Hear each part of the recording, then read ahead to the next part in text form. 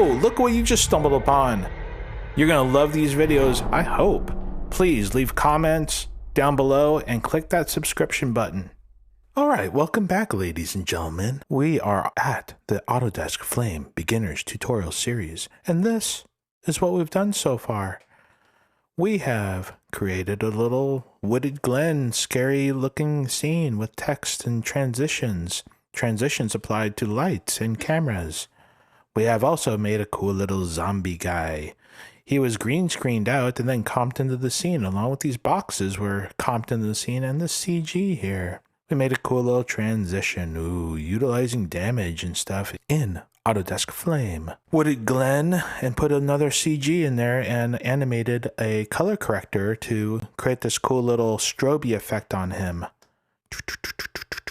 And another cool transition. Then we jumped on into this scene here, comped out this doorway. We just finished jump cutting him and doing some more transitions and creating this cool little jump scare for our dude. And checking out my Patreon account. That'd be cool if you guys would, felt like doing that too. That'd be awesome. Okay, so what we are doing next is now we need to do a transition from this wooded glen into here. So we're going to utilize a couple things. We're going to do an action transition, just a left or right left push. That's super simple transition we can apply to that. But the thing that we're going to really do is comp out this pillar here, apply him to another layer, and then go ahead and create him to be a push element across to kind of sell us from going from this scene into this scene. So let's go ahead and get started on that. The first thing we need to do is get this pillar out of here. So let's find that footage that we used. That dirty, old, abandoned, decaying underground footage. There it is. So we can just find a nice little spot on here of it. Oh, like something dead center. Let's go ahead and mark in. Go one frame using my right arrow key and mark an out. We're going to drag that onto the timeline.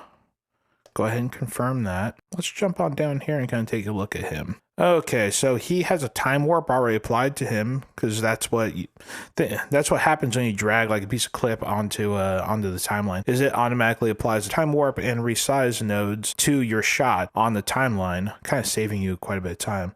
Let's go ahead and do the speed of this, just 0. I just want to make a freeze frame of that. We're going to bring our clip on over here. I'm going to zoom on in. Let's go to something right around here. How about frame 620? And then let's click on here.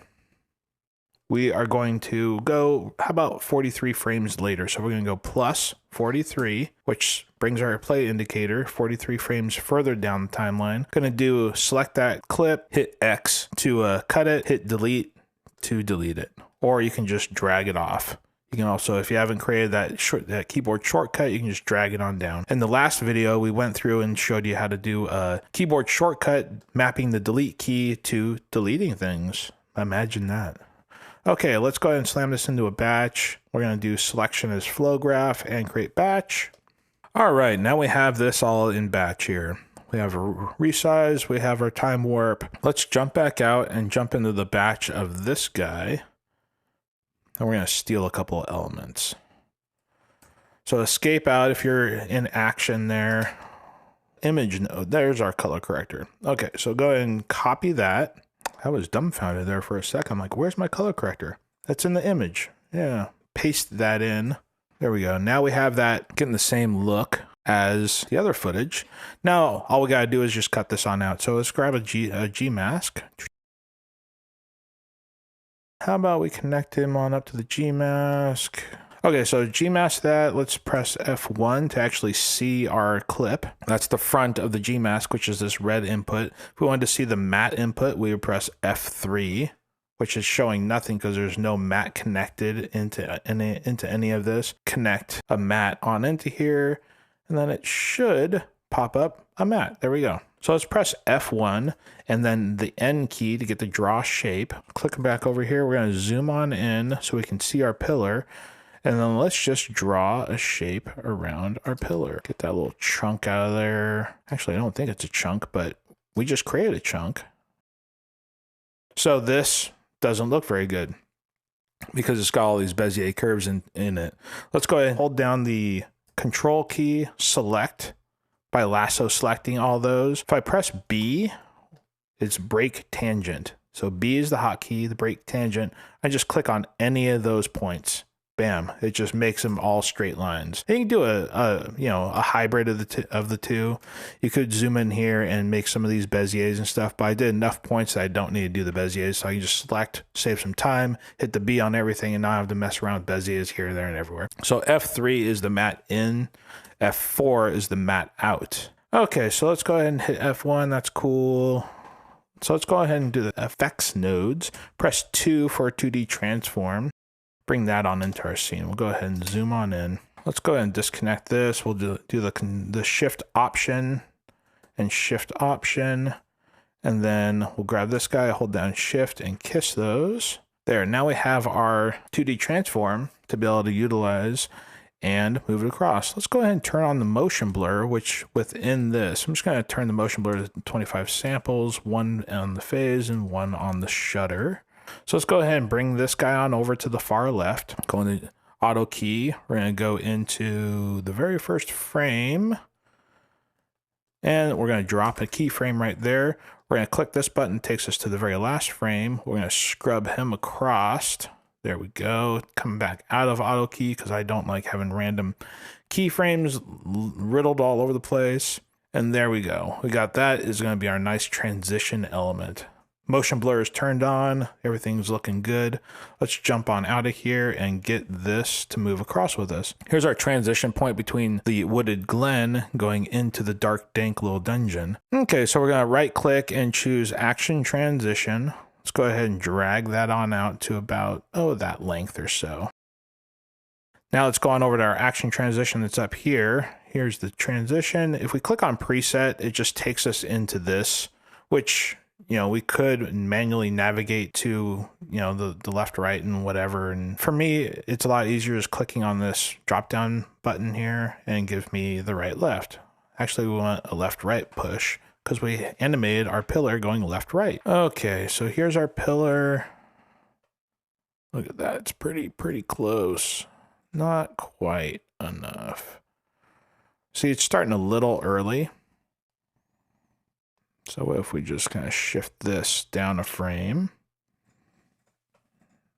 So now I can click on this, do shift option and right arrow, and I'll move that a frame. There we go. There we go.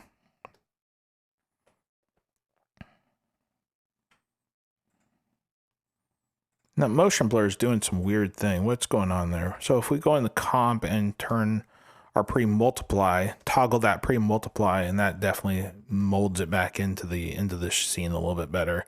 Pre-multiply is your friend and your foe. Okay, so right now we have motion blur on this front pillar. We don't have motion blur on either of these objects. So let's go ahead and jump into our action. We could go to setup and turn on motion blur in here and just match up the same exact motion blur. Another way of doing it is this camera is here. We can go into our node bin, matchbox, hit S for stingray, grab a motion blur, and with the camera selected, it just automatically applies it. If it doesn't apply it, then you can either just grab this camera, hold down shift and kiss it, and that'll apply it also.